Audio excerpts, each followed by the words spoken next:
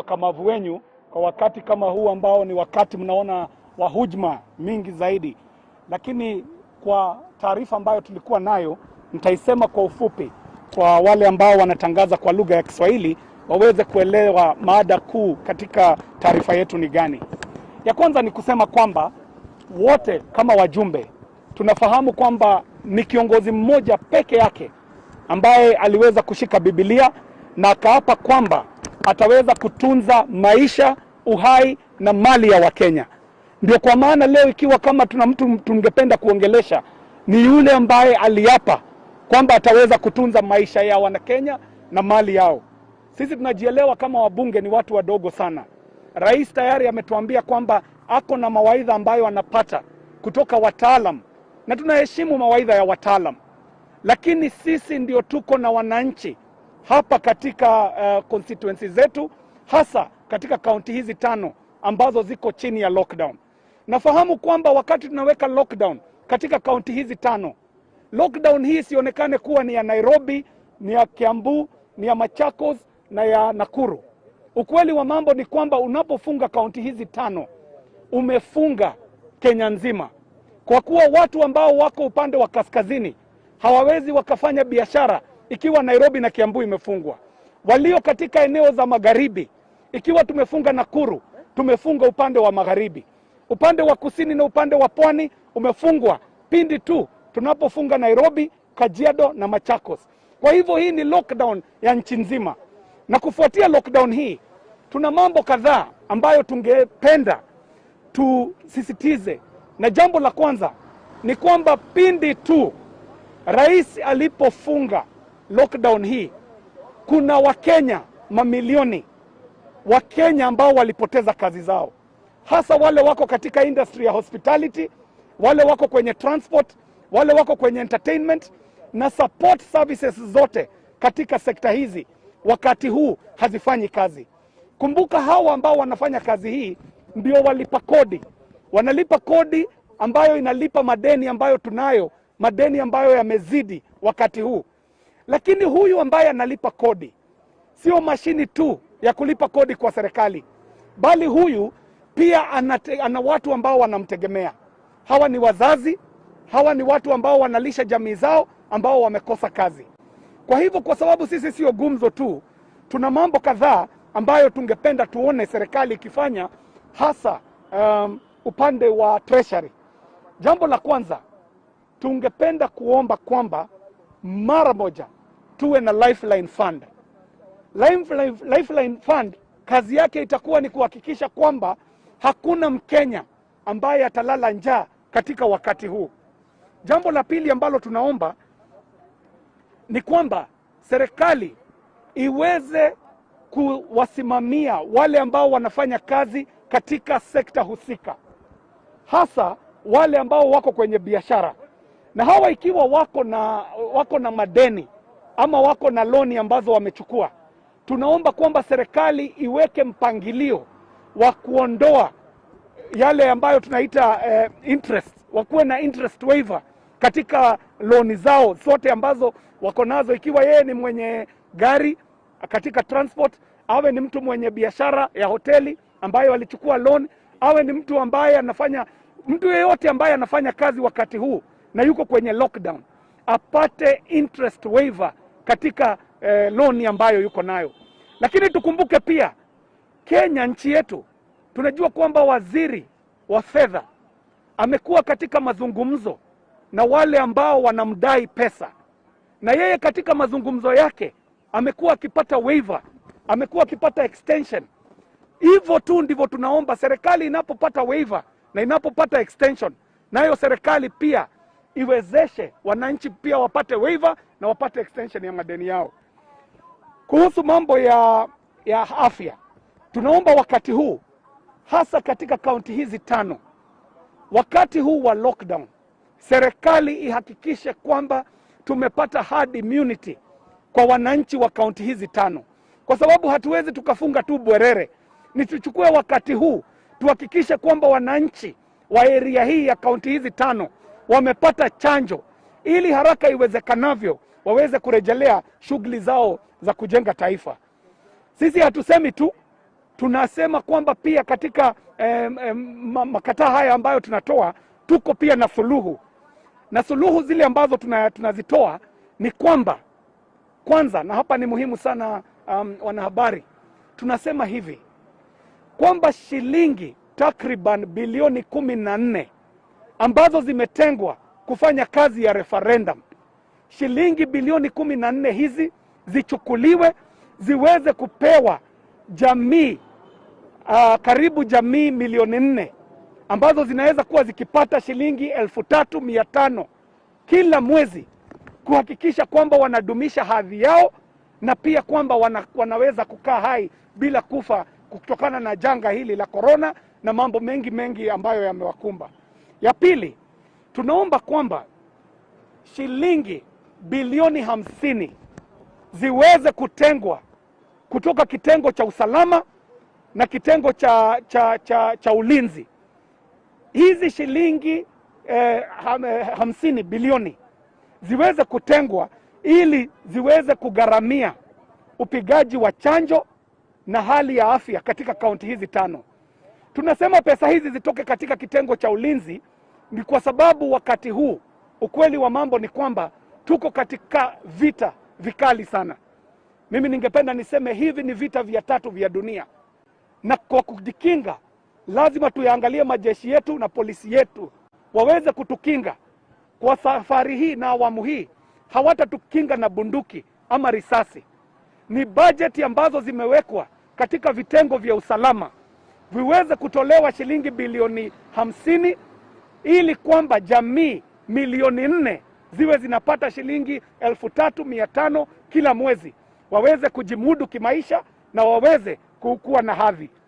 Pia tungependa tupate interest waiver ambayo itapewa kwa wanabiashara, na interest waiver hii tunasema kwamba inaweza patikana hata kutoka kwa pesa ambazo zinatoka kwa pesa hizi ambazo tunapewa na IMF. Zaidi ya hapo, ningependa nimalize kusema hivi kwamba huu ni wakati wa hatari. Wananchi wana ghadhabu, wananchi wamekasirika.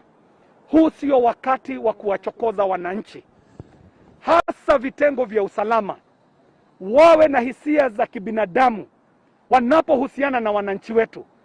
Mwananchi ambaye hana kazi hawezi akapata shilingi 3,000 kuweza kujitoa korokoroni kwa kwamba ameshikwa akiwa hajavaa mask, na mwenye anamshika mwenyewe hajavaa mask. Kwa hivyo tunaomba hata kama ni kudumisha usalama katika wakati huu, tuweze kufanya hivyo tukitumia midhini ya kisheria na midhini ya haki za kibinadamu, kwa sababu tukiongea sasa ni Wakenya wengi sana ambao wamekumbana na vitengo hivi vya usalama na wakaweza kupokonywa mali yao, kwa sababu kuombwa hongo wakati huu ni kama wizi wa kimabavu, kwa sababu huyo Mkenya hana kazi ambayo anategemea ili aweze kupata mapato. Kwa hivyo tungependa tutoe hizo suluhu 3 ili ziweze kusaidia mawazo rais wetu anapofanya maamuzi, kwa kuwa najua na wandani wengi na pia na washauri wengi. Sisi ni sauti ndogo tu. Tunaomba kwamba mambo haya 3 yatekelezwe ili wananchi wetu waweze kupata afueni katika wakati huu mgumu. Asante. Asante. Unless kuna vernacular. Mnataka lugha gani? Kikuyu. Haya, Kikuyu kwanza alafu Kiluya. Otaigo.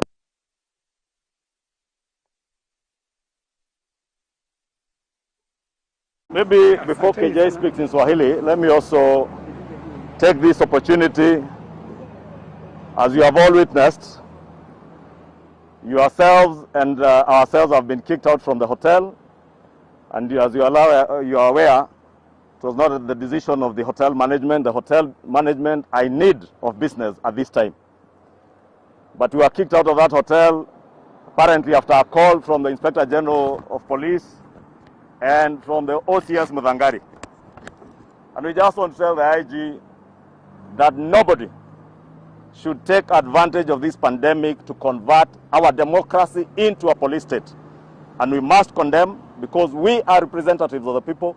We are here to speak on behalf of over 20 other members of parliament who identify with this statement, but because we respect the law and we respect the COVID protocols, we opted to be only 3 of us to be able to issue this statement, and therefore let me also condemn that action by the police and the Inspector General of Police, and we will not allow them to intimidate us. You can see they have followed us from the outside, from the hotel to now the roadside, and they are welcome. They can come and listen.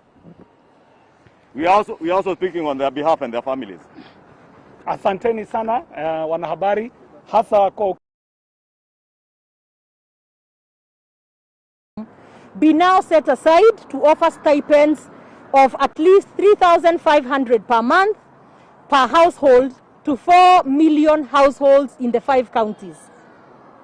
2, to finance a mass testing and vaccination campaign, we propose you reallocate a minimum of 50 billion shillings from the defense budget and that of the Ministry of Interior, since the greatest security threat and war we now have to fight is against this pandemic.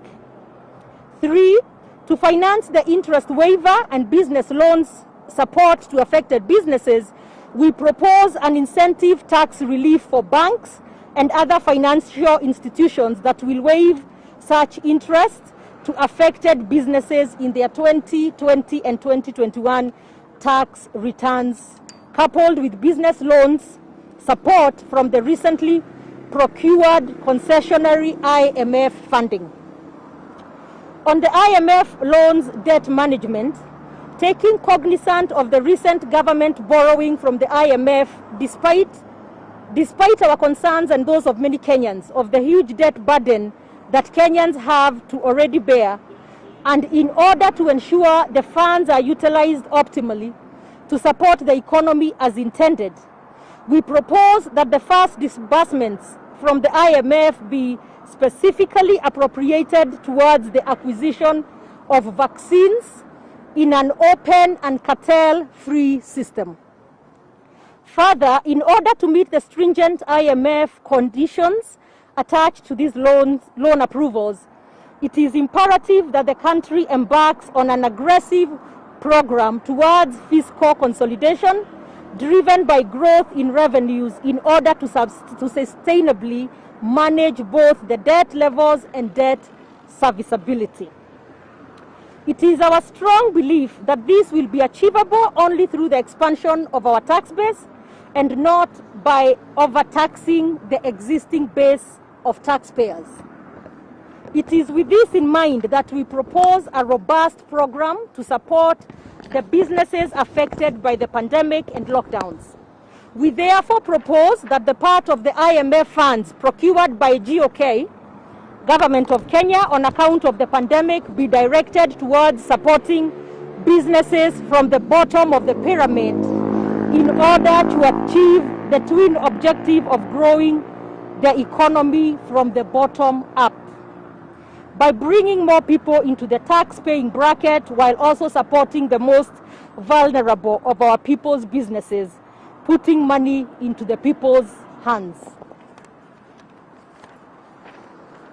It is our prayer that the government, in formulating measures that will mitigate the socio-economic impact of the containment measures, will factor in some, if not all, of the above proposals.